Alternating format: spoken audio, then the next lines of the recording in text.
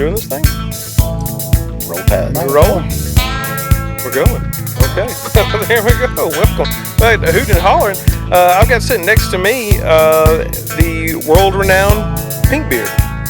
Dolomite renowned at least. No, listen, he's telling us for short here. He's a Grammy Award-winning musician. You have worked with John Legend, with Alicia Keys. You just said J-Lo. A bunch of Fifth Harmony. That was on the list. Yeah, I did Alicia Keys' entire first album with Scarcity Beautiful in Here and all that stuff. Which was fan, and she won Best New Artist on that one. Yeah, that's a great song. I was really proud of it. Yeah, I was really proud of it. Good stuff. Yeah. Yes, all the way from Dolomite, which those who are familiar is just on the outskirts of Birmingham, like kind of between Birmingham and Tuscaloosa. Yeah. Closer to Birmingham. Closer to Birmingham, but yeah, on the way to Tuscaloosa. Between Birmingham and Tannehill. Yeah, everyone knows the world famous trade days of Tannehill. Everybody knows about that. But it's nice to have you here, man. So good to be here, man. I appreciate you guys for having me. Yeah, it's awesome to have you here for real. Thanks, man. Thanks. So you've been in the music game for a while now, under other names as well. Mm-hmm. So people are definitely familiar with your work. They've heard your stuff before. But for those that have maybe known or followed you before, now that you've made this change to Pynk Beard, what can they expect from you moving forward? Because this is a big deal. This is a big deal. You can expect the most honest expression of like Southern life that I can produce. That's been the whole thing. Like I moved out to LA a few years ago, and no matter where you go in the world. Anytime I tell somebody I'm from Alabama, it's like I say, they go, where you from? I go, Alabama. They go, Alabama. They always say this like, Alabama. And so I know people don't know much about what it's like down here, and people have misconceptions about it and blah, blah. So I want to just kind of put it on full display, our ups and downs, highs and lows. And yeah.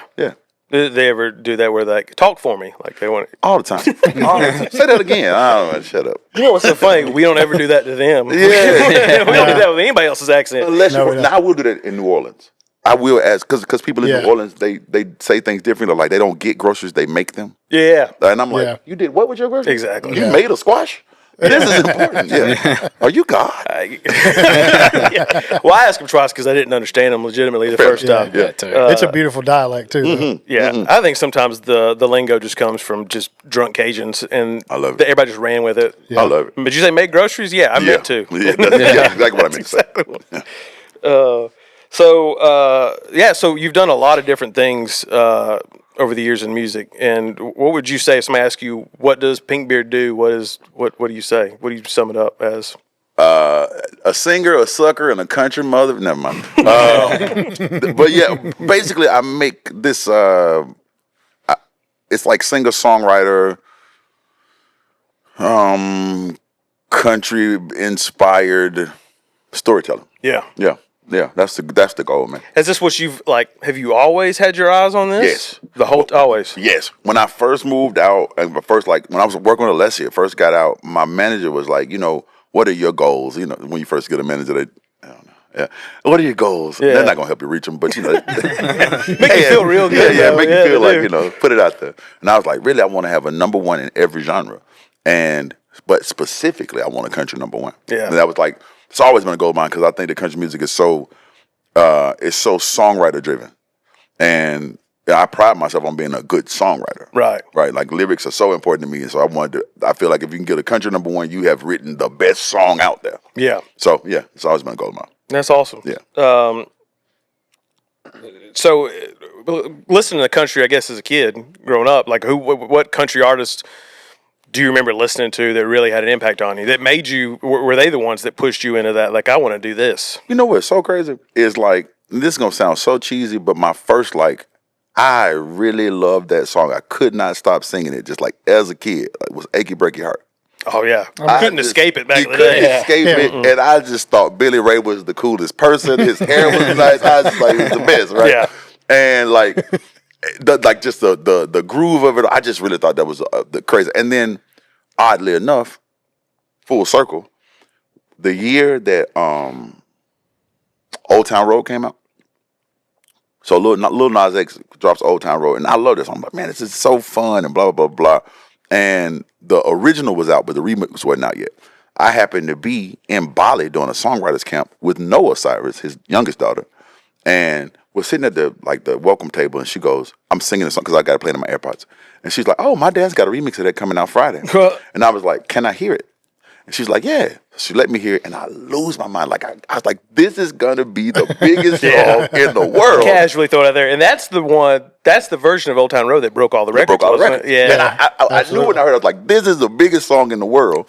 Because I've always, since Achy Break Your Heart, I'm like, that guy right there had something. So I know that's such a cheesy song, but that's what. Having this desire to do this country music and to do this, like, I consider it kind of crossover. Like it's got this hip hop infused sound to it, and of course it's country at heart, but it's also some blues and soul is in there too, mixed in.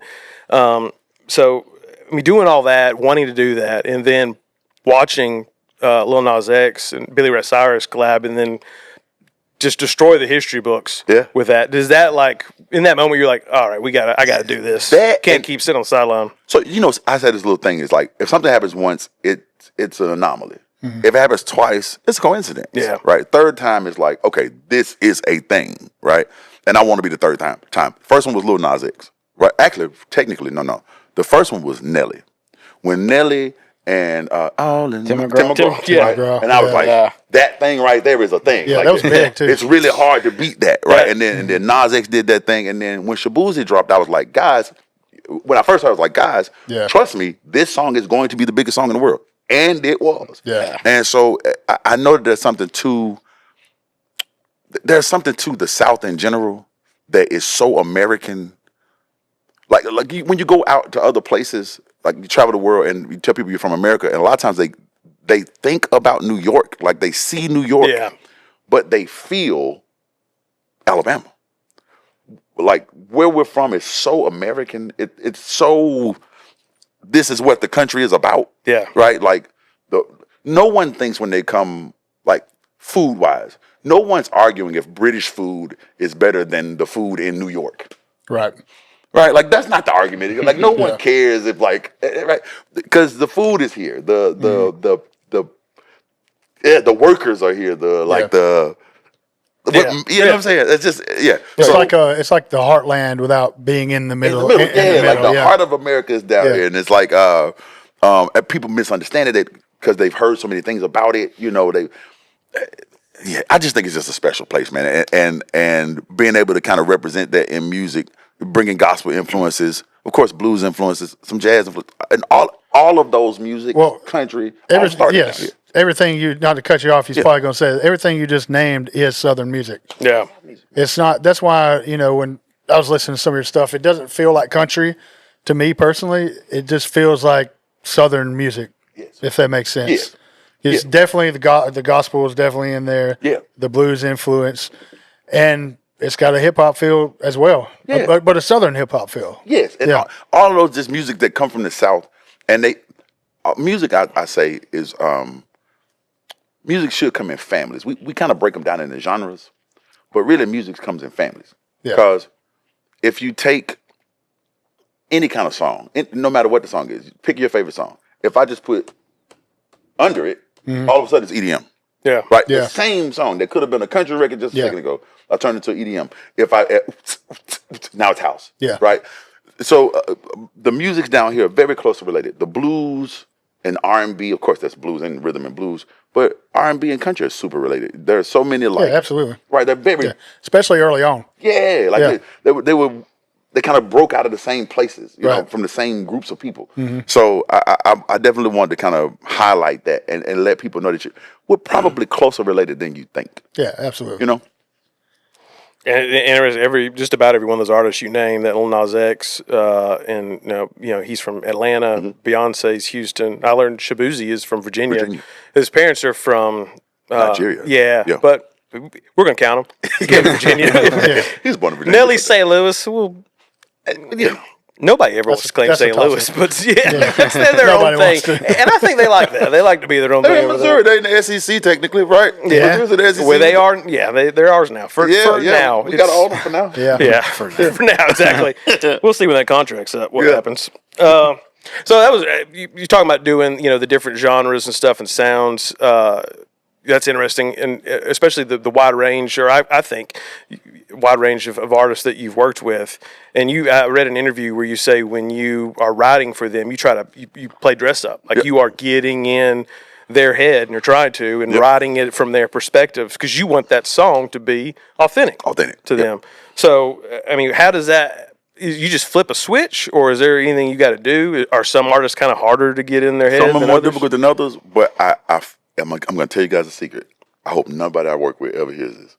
But what I do is, when I first get in the studio, I do not talk about music at all, right? I just engage them about their day.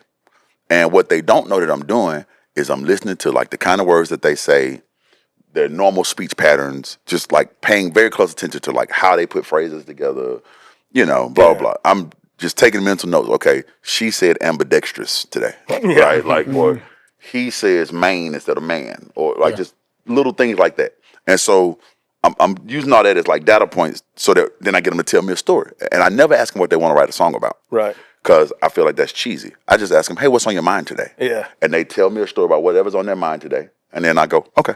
And then they start making some music and I come in and sing them a song. Y'all just start going. Yeah. Yeah. That's wild. I don't have a brain for that. So when that's just wild to me that anyone's brain can just like, all right, here we go making music. Yeah. It's crazy. When the song Here, which was like my first like big hit record, Here by Leslie Carr, I asked her, I walked in, I was like, okay, what'd you do yesterday? Because it was a Sunday. And I was like, what'd you do yesterday? She's like, nothing. I went to this party. I was like, well, how'd you like it? And she's like, I hated it. And I was like, tell me about it. She started telling me about the party. And then I was like, okay. I walked out of the room, and in 15 minutes, I came back in, and I sung her that entire song. And that became like an anthem for people that don't want to be places. They got to be there, yeah. But that song was written in 15 minutes. And that's it was wild. But it was just because, okay, I get how she speaks. Yeah. She told me the thing. It's my job to just kind of fill it in and make it rhyme a little bit, right? And it wasn't, I was talking to a guy the other day about like songwriting, and I was like, bro, a song is 3 minutes long. It's only 3 minutes long. I'm not going to take 8 hours to write you a 3-minute song. Yeah. Right? Like, don't think about it so hard. Just tell the story the way they told it to you. Just add some rhyming words. Not that difficult. Oh, I say it's not that difficult, but maybe for you. Yeah, maybe not for you. For anybody else, yeah. No, I think sometimes we just overthink it, and the thing is to just get to how it feels, right? Because, quick story. I'm down in San Diego one night, riding with another friend of mine. It's like 1 a.m, and we were out in San Diego. Eating fungus, I'll say it that way. And so I'm as high as the price of sex in prison. And high. And my phone rings, and it's my homegirl out in Charlotte. It's like 4 a.m. in Charlotte. I'm like, what's wrong? She's like, I had a really bad dream. What do you think you go when you die? Keep in mind, I'm as the price of eggs. She asked that? She asked me. Oh, right? Hey, how you doing? Yeah. Hey, question. Having an existential crisis. Keep in mind the walls are dancing over there. And you didn't go, not right now, and you just walk off. That's what I was like, not a good time. But hey, I'll tell you what, I studied theology, right? But I wasn't ready to have like I was like, I just assumed we go back to where we were before we got here. Do you remember where that was? And she said, no. I was like, I just assumed we go back there. Okay. Are you sure you're okay? And she said, yeah. I just had a bad dream. Cool. 30 minutes later, she texted me. Hey, I was always scared to die, but thanks for telling me that. I don't think I want to be here anymore. I just dropped my daughter off at my mom's house. I love you, and I'll see you next lifetime. Okay, I'm freaking, right? Yeah. Freaking out. I'm trying to call her back. Nobody's answering, blah, blah, blah. I'm trying to find her mom. I'm on Facebook trying to find her brother to call him on Facebook Messenger, which is really rude, right? Who wants that phone call? No one answers the phone. My friends are like, because at this point I'm crying. I'm losing it. Right. And I can't get my words out. Anyway, my brain says, hey, there's this song you sing when you're scared. You don't know the words. You can't write it down. But if you sing it right now, I bet they'll sing with you. Shut up, high brain. I'm trying to do something. Are you right? Blah, blah, blah, blah. Nothing's happening. Hey, there's this little song you sing when you're scared. You don't know the words. You can't write it down. But if you sing it to them right now, I bet they'll sing it with you. I'm not writing a song right now. I'm just trying to. Okay. Record. There's this little song we sing when we're scared. We don't know the words. We can't write it down. But if I sing it to you right now, you'll sing it with me. I got it. Don't say it anymore. Boom. Can't find anybody.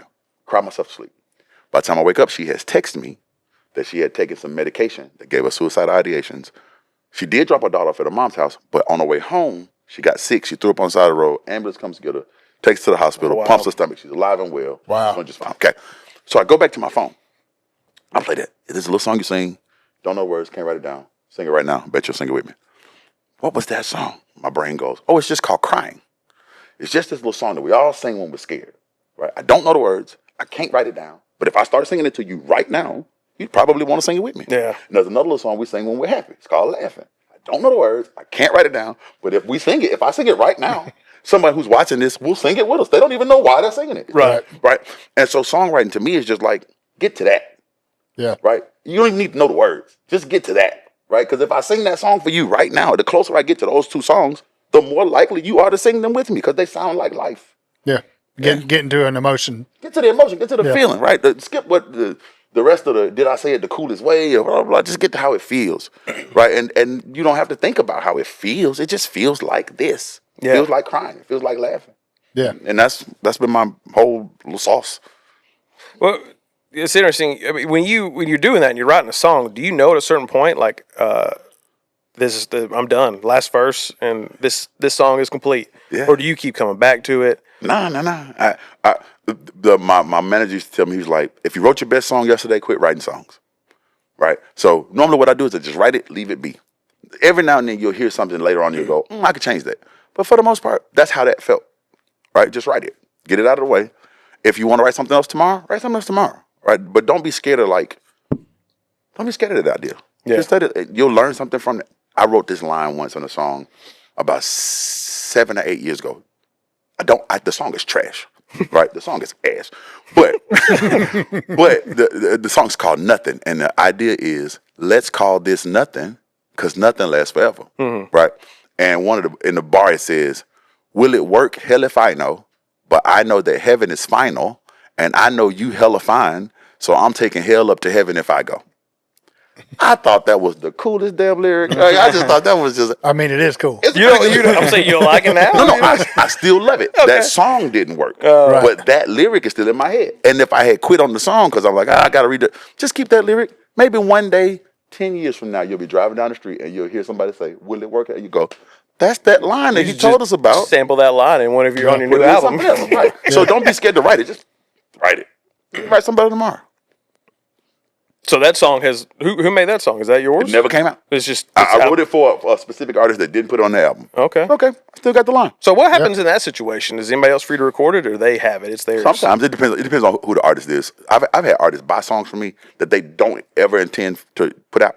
They just don't want anybody else to put it out. Really? I can see that. Artists, but yeah, I have a really big artist that bought records from me, spent like thousands of dollars, $20,000 to never play it.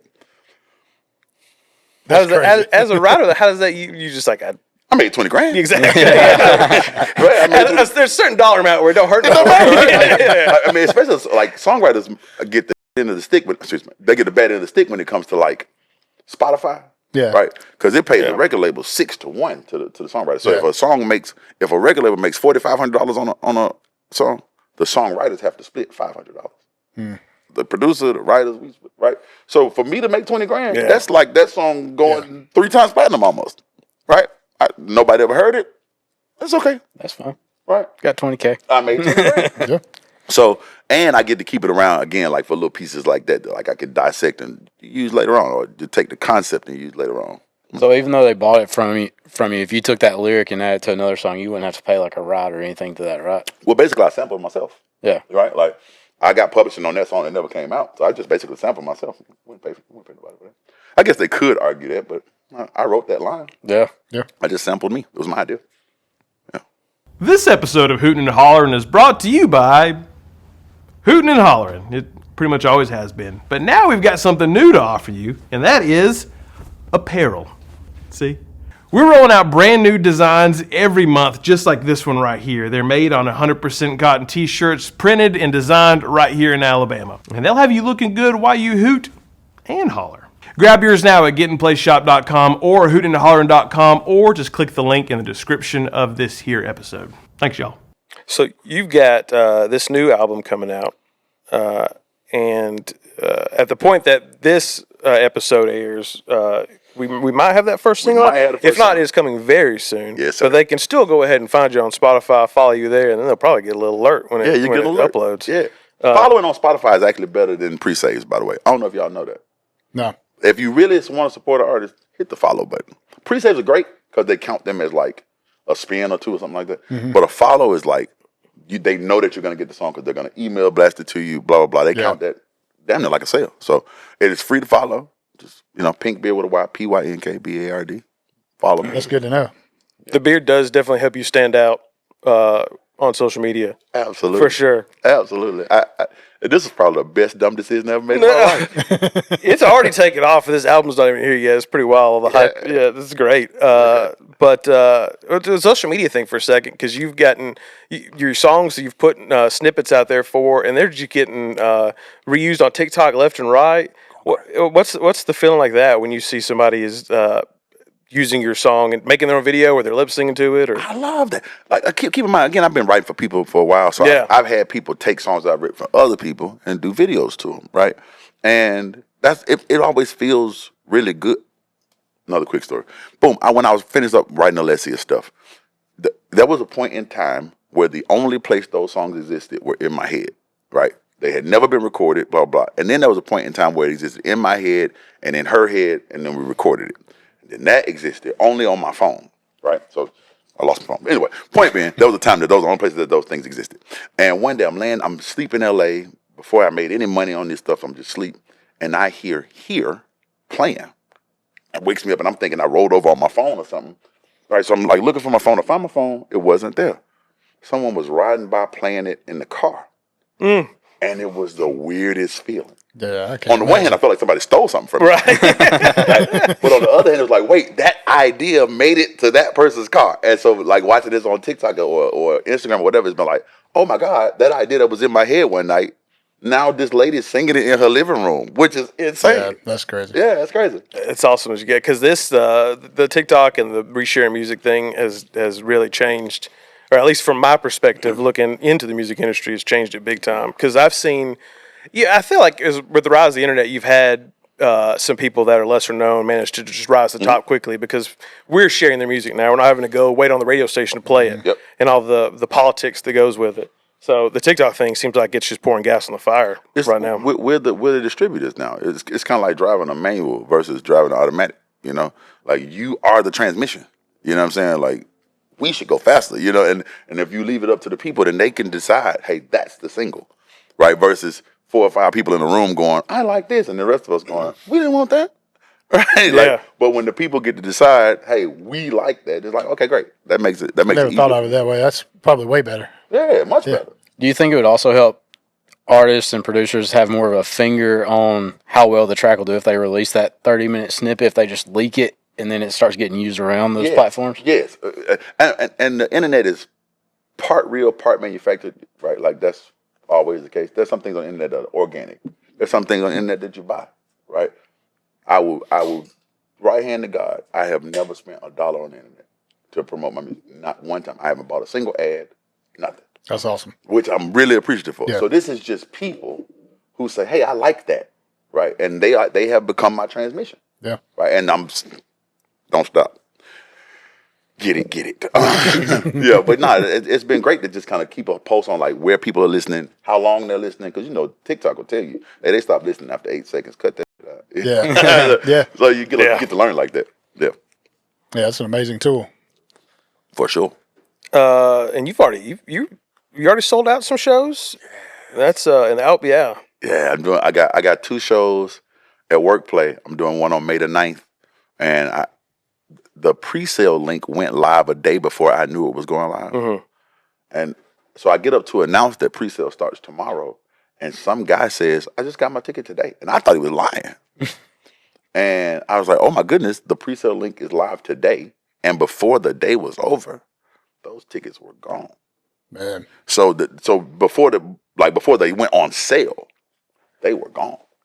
And so the Workplay was like, well, I mean, want to do another one? Yeah. I was like, I guess, right? Yeah, So might as well. So I'm doing one on the 9th and the 10th. The one on the 9th, I get to bring. You guys know Pastor Mike Jr.? He's got this really big church called The Rock up the road. He's a big gospel artist. I've heard of the church. The church, The Rock. That's Pastor Mike. And he's a really good friend of mine. We've known each other since we were little boys.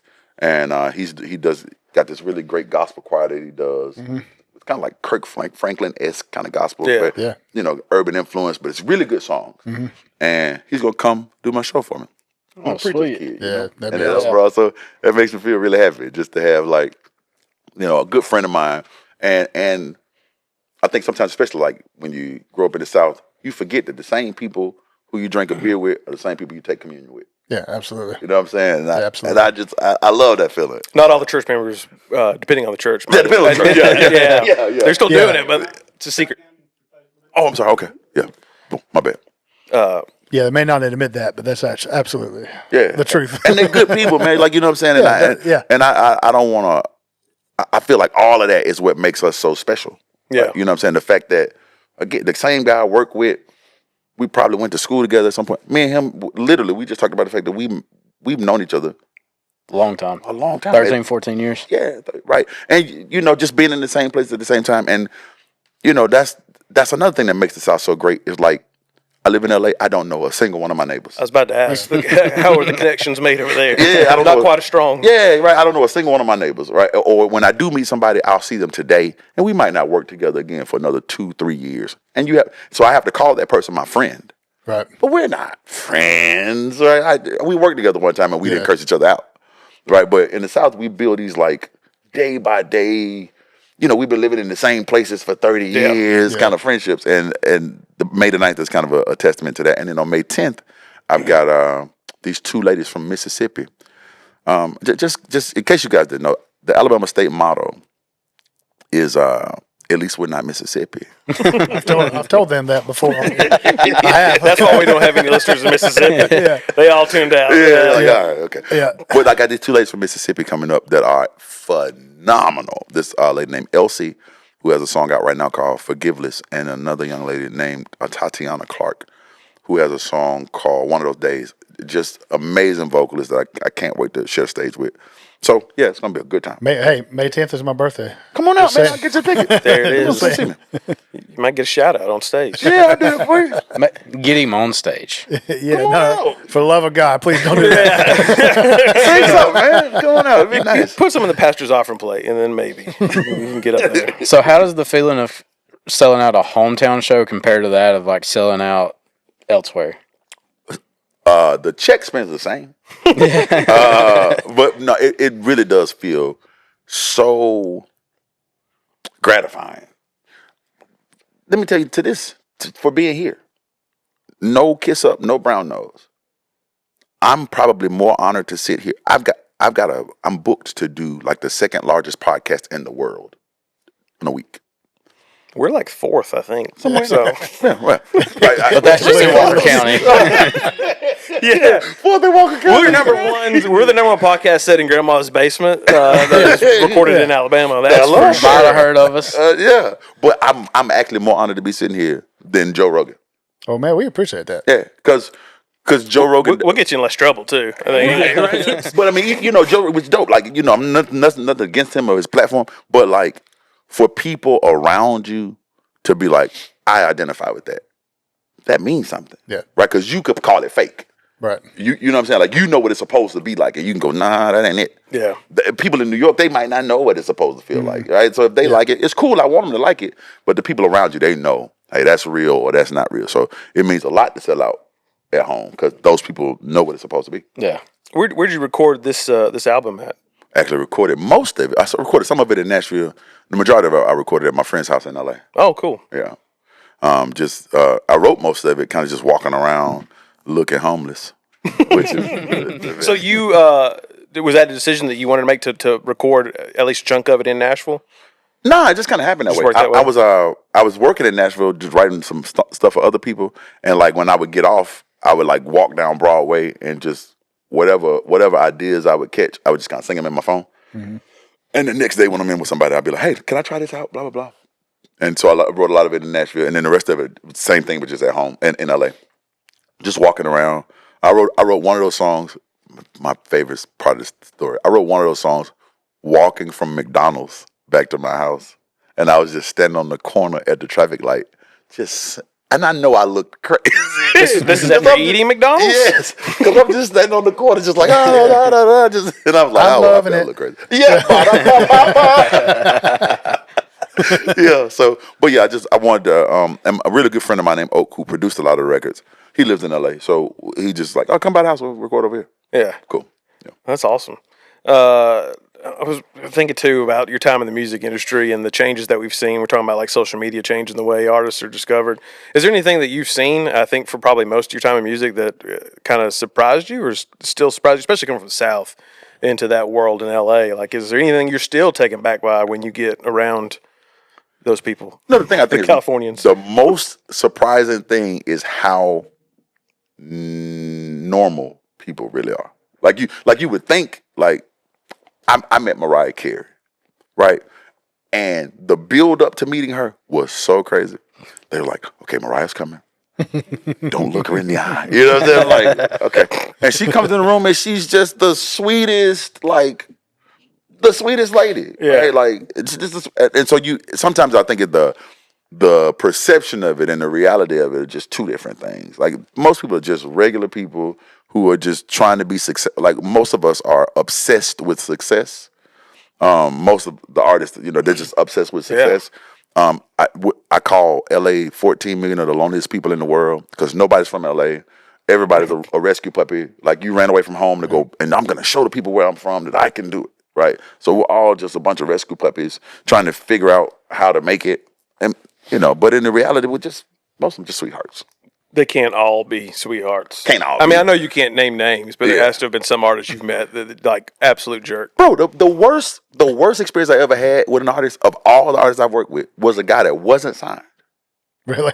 All the artists that I've ever worked with, except one, and I won't say her name, but all the other artists that I've ever worked with have been genuinely nice people. They might not have been all engaged that day. They might have had something else that was on their mind. Yeah. But like, I can't point to too many just bad experiences. And the ones that I can, well, one of them was this guy who wasn't signed, and then the other one, that situation, I think she was just having a really bad day, and it was just best that we just not be there. Right. Yeah. Yeah. Well, we've all had those days, probably. Yeah. So I guess the guy that didn't get signed still not signed. Yeah, that's probably not a good way to go about it, bro. The crazy part is that was right after Alicia's first Tuesday on the Billboard. So that's my first time ever being on Billboard. Number 98. What was that day like? Best day of my life. Did you see it? Did you get a phone call? Yeah, like my manager called me like, check Billboard. I wake up, I go check Billboard. I'm number 98. Wow. Right? Yeah. But you're in it. I'm on it, right? Like, I'm on Billboard. I called my mom. Mom, I'm on Billboard, right? I got that frame. Yeah. Wow. 98th place. Hey.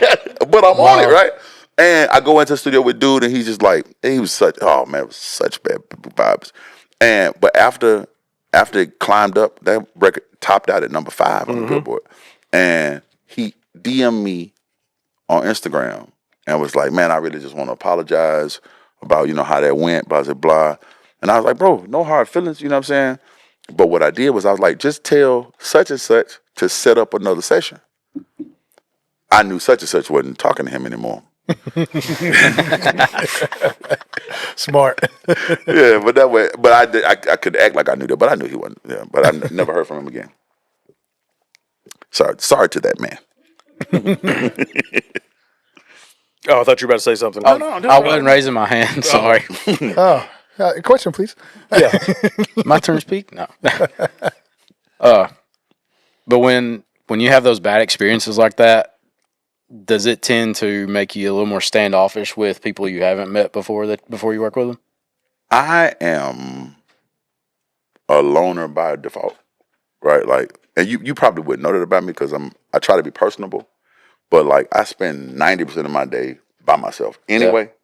Yeah. Like I was telling somebody, asked, do I prefer to be in the studio or out in the world? I prefer to be in the studio, and getting out to the world is like ice cream after the meal, but I'm standoffish anyway. I didn't come here to like try to be your friend or anything. I like it to be friendly, but because a lot of times, especially when you're dealing with artists that are like wherever now, they have enough people trying to invade their personal space, and so I'm just like, nah, I respect that. Right? Let's just keep it wrapped, and we'll do this and blah blah blah. Let's keep it professional. Keep it professional. You know what I'm saying? I write the song. Some people like to just stay out and hang out at the studio. I'm not doing that, man. I'm gonna write this song. I'm gonna lay down a reference for you. I'm gonna go home. I'm not even gonna stick around while you sing it. Yeah. You sing it however you will. Unless you ask me to vocal produce, that's different. But like for the most part, these artists, they know what they want. Yeah. Just cut it, hit me if you need me again. So you'll never hear that I was at a Diddy party. Wasn't it? I wasn't. I do it him, yeah. Did he do it? Lost me a party. Wasn't me. Yeah, I wasn't there. Yeah, lost me at a party. Yeah, don't care who's throwing it. Yeah, it wouldn't matter. Yeah, it wouldn't matter because I just hadn't. That's not really my way of doing. By the time I moved to LA, I was done partying. You know what I'm saying? I had done all the and again, bro, okay, Alabama is a wild place when it wants to be. LA cannot compare. Never. So I stay away from all that. And even when you have bad experiences, again, I try to chalk it up to they probably having you never know what a person. Yeah, you don't ever know. That's true. Moving out to LA, I mean, what year was that? 2012. Moved out there in 2012. So I've been out there 13 years now. So now with social media and stuff, getting music out there, do you think for somebody that's wanting to crack into this industry too, do you think that's still something that people need to do, or like you can do it all here right now? The best thing I tell anybody to do, and people ask me all the time, man, how do you get the right for such and such? Bro, the internet basically amplified any tool you have. Find somebody around you that you believe in. Like if you write songs or produce or whatever, and you know somebody that's singing or rapping or whatever, go work with that person. Right, go find you somebody that you can put your hands on, that you can believe in, and y'all get out here and do it. Yeah. And if you get any traction on the internet, people will call. Bro, Snoop Dogg DM'd me. I don't know Snoop. You do now. I do now. Yeah, Cam Newton DM'd me. Wow. Right, like Cam Newton. Like what? Like what is this about? Once you start getting some traction, people will find you and they'll invite you to things and blah, blah, blah. So, just find you somebody around you that you can work with, that you believe in, and go for it. Save the money because the rent in LA is. Did you ask Cam for proof that it was really him? Just send me a picture of your dumbest hat. And then... Actually, Cam is making me a hat. Which I'm super excited. In real life, I'll show you the deal. He's making me a hat when I get back out there. That's fantastic. I want a Cam Newton. You have no idea what it's going to look like? I haven't. It's like this is a conversation with Cam led to, I'm going to get you a hat. Well, he's asking about other stuff, and I was like, you know what I really want, Cam, is a hat. And he's like, say less. I got you. He is it. He didn't. He's probably got a ton of those. So many hats. Probably from his new line of hats from Belk, if I had to guess. Yeah. Shout out Cam Newton in the hats, man. That's awesome. And his warehouse is in LA. So like when next time I'm out there, we're gonna link up and get a hat. It's gonna be a custom hat. Custom hat, man. A Pynk Beard special. Yeah. Are we gonna get a collab with Snoop here too? Is that? I actually just did it. I don't know if I can say it. Yes, can. I did a collab with Twista just the other day. There's a remix of I Live, the first single, that's got Chicago legend Twista on it. And we'll see about the Snoop thing. We've been talking like kind of through a liaison right now. He's been doing a lot of stuff. But we'll see. We're going to definitely work out. Busta Rhymes hit me too. So we'll just see where it goes. Did you say you recorded with Twista? Yep. That's awesome. How was the first time ever seeing him? No, didn't even see him yet. So he told me, he DM'd me, he was like, yo, I really like this song, bro. Send me a version with an open verse. So I send him the version with the open verse. He records it, sends it back. It's crazy. Yeah. It's crazy. And so he's supposed to come down this week. And we were going to shoot a video, but I don't know if he's going to make it. But point being, like, it's been, people would just come find you. They would hit you in your DMs and say, hey, I really like what you're doing. Or at least that's been my experience. I don't know if that's everybody's experience, but that's been mine. So, it's been flooring, bro. Like, Sid the Entertainer, like, just tons of people that, like, I don't know these people. That's awesome.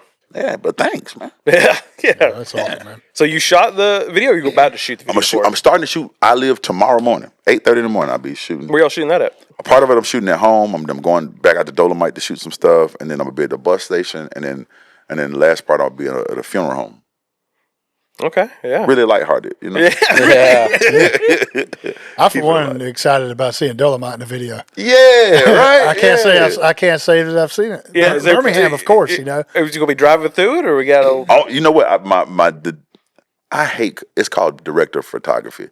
I hate calling a grown man a DP. Something about it just seems wrong. They don't think that. They're used to it. Yeah, like my DP. What? Okay, Dr. Pepper. Yeah, the director of photography. He's got all the shots. I'm just gonna show up and do what they tell me to do. You know. So I think there will be one little driving scene, but you know, it'll be cool to have Dolomite on camera. Yeah, that'd be awesome, man. Fun. Yeah, with his Twista, he's gonna. hit up all those spots, or he's we'll figure it out. but he's coming down to Birmingham. He's coming down. Yeah. Yeah, so we'll figure out how to do it, man. I just want to know if it's really him rapping that fast or sped up because it's insane. Doesn't he hold the record? He holds the Guinness World Record. He's still that fast too. Yep. Like Not he slowed down still at all. sounds good, man. Yeah. crazy. I'm really excited about that, man. Yeah, that's been like the craziest. Like, what? Like, why am I on the phone with Twister? Does he talk that fast in real person? No, he's acting like a really. What's up, Pynk Beard? Just Oh man, that'd be Call tough. to take about the car insurance. What? Car warranty. This Twister was like with car warranty. why he's not picked up a side hustle doing that is beyond me. Man, yeah, that would really. get your attention in the middle of the day between Price is Right commercials. Yeah. There he comes. You guys remember the Micro Machines guy That's Twister. back in the day? Reincarnated. That's the new one. Yeah, that'd be crazy. He should at least be the guy at the end of lawyer commercials where it's like no representation made the legal. Oh, yeah. That's all day. That's him. that should be his Put job. him on the end of a Top Dog commercial. Or something. We don't need to mix that. Yeah, just one take, Jake. Let's go. So on this album, what is there one song in particular that stands out? Is it the lead single? Did you pick that one, or is it? I picked that one, but I picked it kind of. I felt like it was a good way to introduce what I was doing. Yeah. I lived. It's a good way of like, this is the feel, guys. You know. But my absolute favorite song on the album is actually a song called Church. It's one of my favorite songs. But the album is called Sugar and Salt, and it's kind of my ode to the South.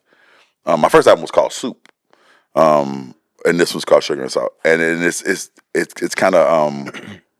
Are you a sugar grits guy or salt grits guy? Really cheese more than anything. I'm not a. I'm a salt guy. salt. Salt guy. Yeah, I Salt want, I guy. want More savory. Yeah, Don't do grits, man. I'll do them, but you better load it up with stuff. Yeah. Butter and salt for me. Me, I'm a butter and salt guy, and I put cheese, butter, and salt. Some shrimp, Yeah, I like a savory grit. chives. Yeah, give me some shrimp. bacon. Yeah. Oh, absolutely. So I guess more salt. More salt, more of a Yeah. savory Yeah. guy. But then there are some people who are sweet grit people, Yeah. right? And people who eat sugar on their grits is like salt, yuck. I've never had that. Sugar grits. I bet it's good though. But the sugar grits people look at the salt grit people And like they we're think crazy. Yeah. right? Yeah. But so the whole idea is just like, what makes it Southern? Like, is it the sugar or the salt, or is it the grits? Yeah. Right. And ultimately, it's the grits that make it country. It's the grits that make it Southern. You know what I'm Right. saying? And so this whole idea is just about like, again, whether you're a sugar or a salt person, right? You get the grits. Oh, I like that. Yeah, that's Deep, bro. That's Yeah. Southern That's deep good. right there. Yeah, It's really man. good. You found a new angle on grits. I Yeah, think it's been man, around yeah, for like yeah. hundreds of years. Yeah, the new way to cook grits, man. And that's the whole idea here. And so every song is kind of like this new express or a different way of looking at like the Southern experience. Yeah. And you'll find it like most of us, man, we've been through the same nonsense. Yeah. Is there a Southern experience that you have that maybe like you've tapped into and you're really aware of but you want to write about it, but it's just been hard to put into words? It's something you keep putting on, like I want to do that, but not right now. Yes. But we don't have to talk about Oh it. my God, that's like one thing. So my dad's a preacher, right? And I'm a preacher's son, and I don't know how to say this. I've got the idea in my head. I can't say it yet. Well, I can't sing it yet. But it's called After the Sermon's Done, right? And it's just a story of what it's like to grow up as a preacher's kid Right. when that man isn't preaching to you. You know what I'm saying? What's that like? Yeah. And it's not as a good time song as other songs. So I'm like, I'm gonna wait until people care about me before I start unloading on them. But I do want to tell that story. There's a dynamic there. I don't think a lot of people, unless you are in it, because it's almost like in a small Southern town. If you're the preacher's kid, it's almost like you live with the president. Like everybody only can be. sees this person for a little bit, and they're always putting on their best. Yep. But as soon as You know everything. as soon as you know. get the car, It's not Yeah, even as soon as you get literally home. in the As soon as car, you get you the know what car, I'm the door saying? shuts. It's a different story. Oh God! And I want to tell that story, but I'm gonna wait to tell it. I hadn't sat with it long enough. I do like that approach though, is that you're taking is you're gonna see me first. Now you're about to know me when you do drop that. Yeah. A lot of the young artists, like brand new artists, they want to come out and like bare their soul to you, and you like, I don't even know you. Like, why are you telling me this? I don't care. Like, Yeah. who are you? So I want to take this project to just like, hey guys, get to know that I'm like you, and we're gonna have a good time together. And then maybe once you care about me, I'll tell you about my traumas. Yeah. You know, I would imagine there's a lot of storytelling in your work. a lot of it. Yeah, I could totally see that for sure. Yeah, love to tell a good story. What kind of we got? We know we got Twist as a feature on there. Who else can we? No, I'm just gonna go with it. Oh. I'm gonna see. Well, I'm gonna see. I wanted to like. I didn't want to junk it up with features. Not like junk it up, but like I didn't want to like try to impress people by like, I know this person. Blah blah. I just, here, take this and tell me how you like it, and then we can add some shrimp to the grits later on. Yeah, I like that. Yeah. It's good strategy. Yeah, I like that. Is there anybody that you would like to have a feature on, like more than anybody else? That man, so many people. Teddy Swims and I are actually really good friends. that would be. I mean, that's a match made in heaven, right there. He's just been so busy being. He's be blowing up, fantastic, right? putting together crazy outfits. Yeah, right. Like, did you see the thing with the Bears? Like Yeah, the coat, insane. Oh, I just Our learned new he had Lady a Gaga. metal band. Yeah, like Teddy's an amazing. Like, The what now? He has a metal band. He had a metal band. Really? Yeah. Was he like Scream leading the? Yeah. Oh wow! Go ahead and TikTok it up when we're done. with that. I will. I bet it probably still sounded good. It's great. Teddy got a voice. He got a voice. He does. The man can sing anything, and you won't hear me say this about. I mean, I know to call people sweethearts, but I mean this from the bottom of my heart. Teddy, if you hear this, he'll know. He knows them. I'm not just saying this. One of the most genuine, dear-hearted human beings I've ever met in my life. Just a good person. Yeah, Right, just a really good guy. that's always awesome to hear as a fan. Yeah. Good guy. It's Like, always good to hear. wouldn't hurt a fly. Right, just a good, sweethearted man, and he can sing his ass off. So I'd love to. Hopefully, time and space will lead us to doing something together. Yeah, definitely. Yeah. So he's one. There's also this woman from Gardendale, named Tara Kennedy. She sings. She was actually on Beyonce's album. From Gardendale? From Gardendale. Wow. And she is incredible. I'm going to do some work with her. I like working with friends, man. So whoever wants to be friends and just do some work, let's do it. Are there any like local artists that you see kind of taking off a little bit? Yeah. I got or that you're into specifically, Yeah, there's this rapper from here, and I talk about it all the time. Her name is Nina Chanel, and she's a rapper's rapper. She can really, really rap. And a lot of time when you hear local rap, you just like, all right, man, keep going, But no, she's really, really dope. There's another guy named Clinton Babers. He's like a singer-songwriter type. He's super dope. Sherry Brown. I mean, it's a bunch of local people because I call them local, but they're just from here. Let me say it that way. People from here. I was going to write this question down, and then you brought that up, and we've headed there. I'm just going to take it here because I didn't know if I could come out and step out and say this. But I do feel like we have a hard time getting the music talent from Alabama up to that national stage. Yeah. Like, it feels like they break out of Georgia left and right. And they're all great. But we've got, like you just talked about, the singer you wanted to work with from Gardendale. Sure. We're going to be honest, didn't even know she was from Gardendale. We just had them. You know what, man? Is there what's keeping them? Because I've heard people come up with all kinds of stories of why, about infighting in the industry and stuff like that. Like, it's bigger powers than us. You know what it is? Let me just use Birmingham for example. Birmingham is the kind of city where we're so used to talent that you don't think it's special. Yeah. Some of the best musicians in the world, and I mean in the whole world, are from here. I've got the band that it used to be my like band when I was living here and like doing my first little albums and stuff. Every member of that band is on a world tour right now with some huge artists. Every one of them has either played with or is currently playing with some like, and I don't mean, some kid that's just popping up, like some of the biggest stars in the world. Yeah. They all were in a band with me, right? But that was just the guy that played the drums at your church. Yeah. Right. That's just the guy that played piano for Second Sunday. Yeah. Right. So we're so spoiled by that that's just Wes. Oh, that's just Sebastian. You know what I'm saying? You brought up a great point there. I don't think people understand the talent in Southern churches musically. No. Incredible. Just incredible. I mean, it's an experience. Everybody can remember at least one time they've gone to a church, and you have to go down here at least for one Christmas or Easter in your lifetime. Yeah. You've heard somebody sing that you thought, this is the best thing I've ever heard. What are they doing here? Well, how many times have you been in just a small Baptist church or something and you hear a piano player that just blows your mind? There's one from here. And she only plays at that little church. Exactly. Yeah. And she never plays anywhere else. Never played anywhere else. Yeah, they grew up playing there. Yeah. But I think we get so used to it that we forget the power of the share button. You know what I'm saying? Because the algorithm has no favorites.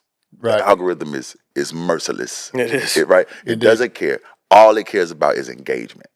And if one area begins to engage, and I've been so thankful for this project, one of the reasons that I rebranded it that way was so that people would stop saying, "Oh, that's just Sebastian." Now I'm Pynk Beard. Yeah. You know what I'm saying? You kind of know me, but you don't know me. So people are more apt to go like, "Did you see his beard? And what is he doing?" Right, just to start a conversation. Because you get so used to seeing like these super talented people that you just like, "Oh, yeah, they're going to make it one day." But you can help them make it by just hitting share. Right. Yeah, you really can. Yeah. And supporting local music has never been easier than that. Exactly. You don't have to go to some bar to see somebody or something. Just post it on your social media right there. Boom. Right. So we're getting better at it. We're getting better at it. I believe that there's going to come a time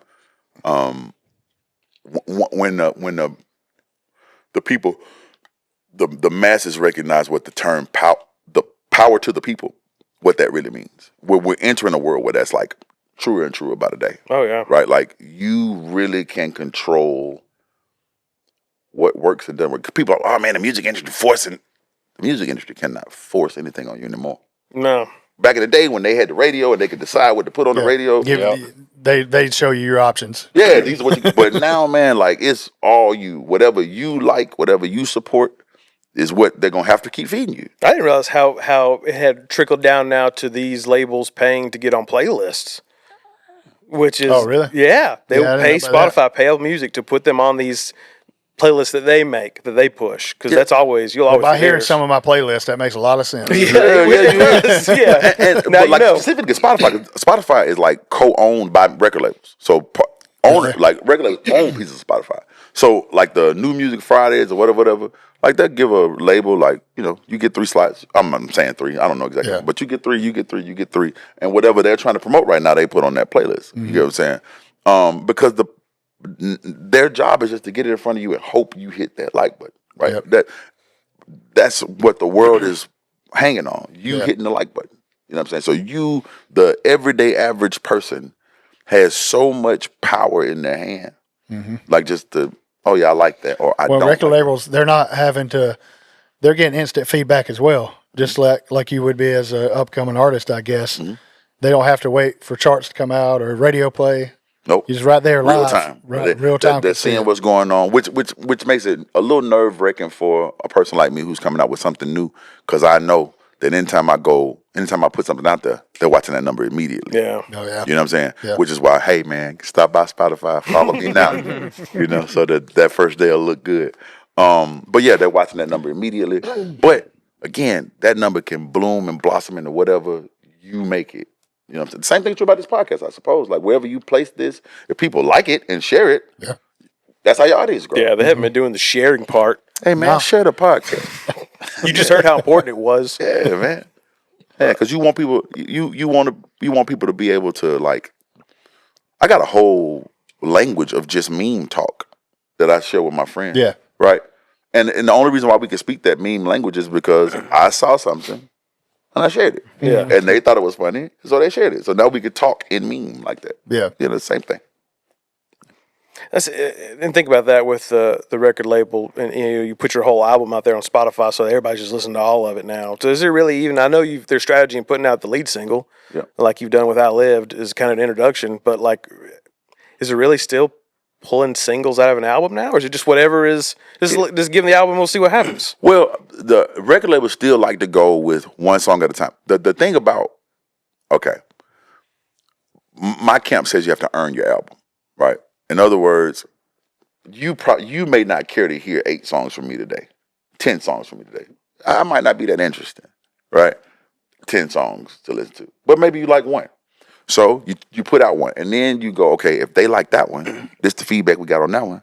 Let's try this one. So you try to do 3 or 4 to see, okay, they're into you now. Now we can put out a body of work, right? Because if you could put out a body of work, and you might have the best song in the world on there that nobody ever makes it to because they didn't like song number 3. right? And they're not going to listen to song 4. They just not going to make it to song 4, right? So a lot of times, the strategy is to just try to keep people engaged long enough, and that's the hard part because it's like, how many pieces of content can I make for this one song? Yeah. Right, but I'm still trying to grow audience. That's why the share button is also really we got important. thousands of people making content off your music, so you just reshare that. That's what's helpful. Yeah. Once other people start to share, it's like, okay, that makes my job much easier. So that share button is it's everything, man. Like likes are important, but that share button is the most powerful button on the internet. Yeah, absolutely.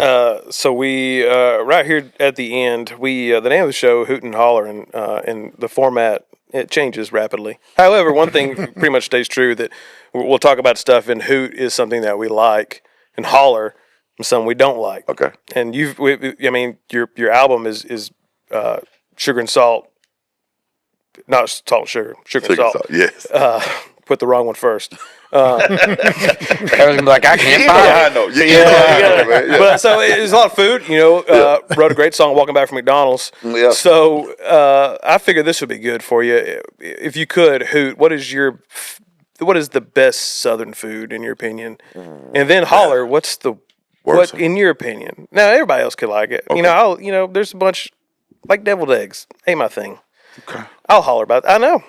And 'tis the season for them too. Okay, yeah. But so what's your Hoot and what's your Holler on Southern food? Man, because I live in LA and you just can't get them everywhere.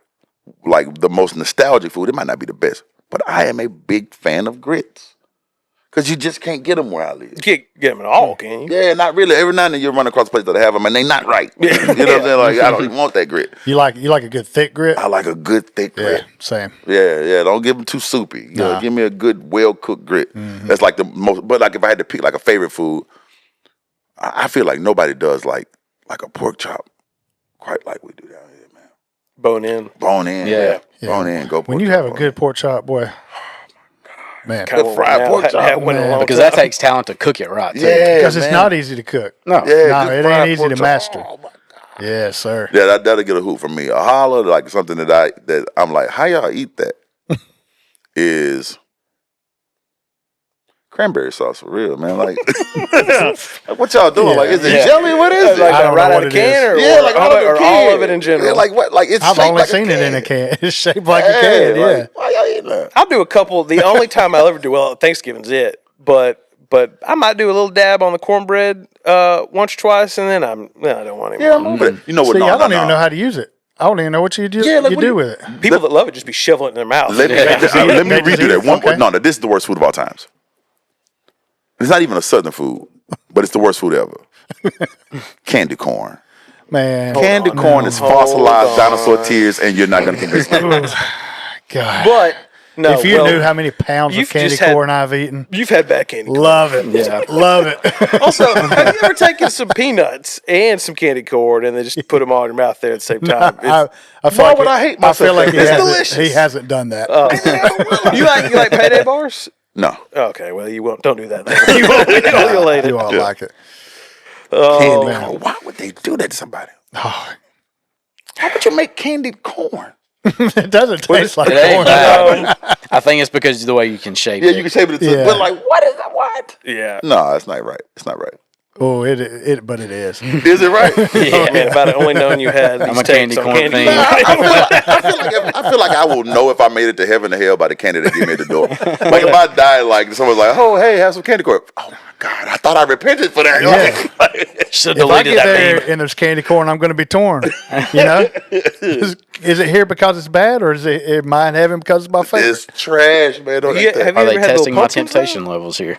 though? You know what I'm talking about? Little pumpkins. No, I don't want any of that. Oh, I like them better. Yeah. Oh, y'all eat the waxy candy? No, I don't want that. Yeah. How do you feel about circus peanuts?